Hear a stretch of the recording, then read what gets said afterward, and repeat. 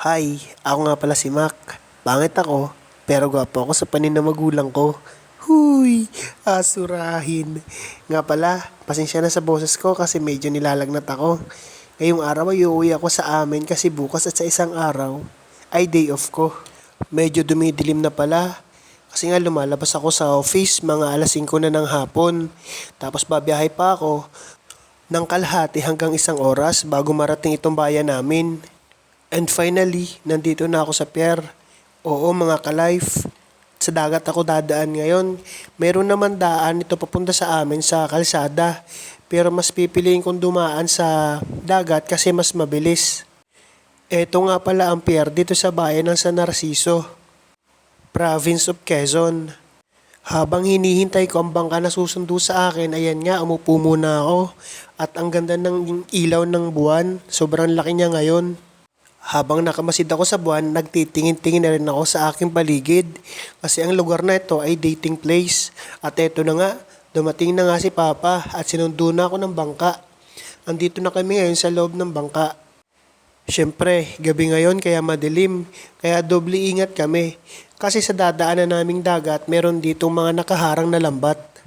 Siya nga pala, ang sarap magbiyahe kapag gabi kasi sobrang tahimik tapos maliwanag pa ang buwan. Oo nga pala, umuwi ako na hindi alam ni Mama. Kasi sabi ng kapatid ko, miss na daw ako kasi ilang buwan na akong hindi umuwi. Tapos nung nakarating ako dito sa bahay, nagtago agad ako. Pumunta ako sa kusina at pakinggan yung reaksyon ni Mama. Hoy! Light mo nga!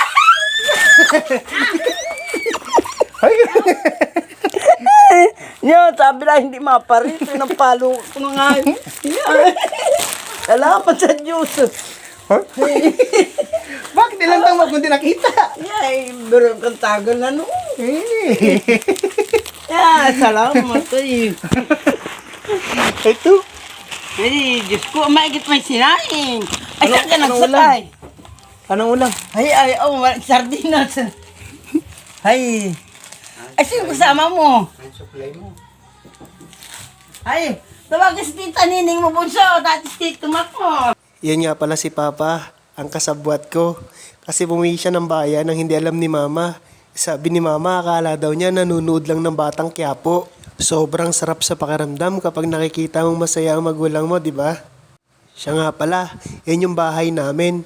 Oo, hindi pa yan maayos.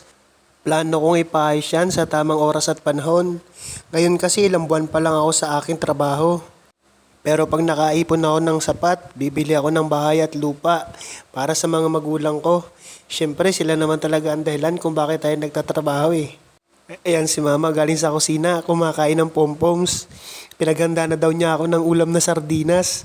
Oo mga ka-life, paborito ko ang sardinas. Ang babaw lang ng kaligayahan ko, di ba? At saka umupo siya dyan sa may aking paanan at nagkwentuhan kaming tatlo. Kinabukasan, nilalagnat na ako. Pero gumawa pa rin ako ng paraan para i-surprise kunyari si Mama. Ilang libo lang ito at ilalagay ko to sa katawan ko. At kunyari, magpapahilot ako sa kanya kasi nga masama ang pakiramdam ko. Ilalagay ko to sa may likodan ko, nakaipit sa short. At saka yung 200 ilalagay ko naman sa may unahan ko. At sa tinagal-tagal nga lumabas na rin si Mama. Tsaka nagpapahilot na ako. Pagtaas niya nung damit ko, nakita niya yung pera sa likod ko. Sabi niya, ano to? Tapos kunyari wala akong alam. Hala, sabi ko, ano yan? Sabi sa akin, piskat ka nonoy, akala ko pa naman masakit yung katawan mo. Tapos kinalabit niya yung baywang ko. Habang ako'y pawis na pawis at paypay ng paypay, binubuksan ko yung botones ng damit ko. Kasi yan yung gawa niyang damit at sabi niya suotin ko daw. Pagbukas ko ng damit ko, nakita pa niya yung mga pera sa dibdib ko. Kaya kinuha niya agad ito.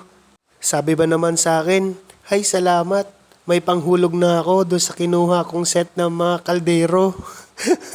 Hindi ko na nga pala nabidyuhan yung pagkurot ni Mama sa akin tagiliran. Pagkatapos ko mag half bath, ay nagpahatid na ako kay Papa at saka kay Andre doon sa pamangkin ko papunta sa bayan. Yun nga pala yung barangay namin, yung pinapakita ko. At syempre, pagdating ko sa pier, sumakay na ako ng tricycle. Tapos pagsakay ko sa tricycle, doon ako dinala sa bus station.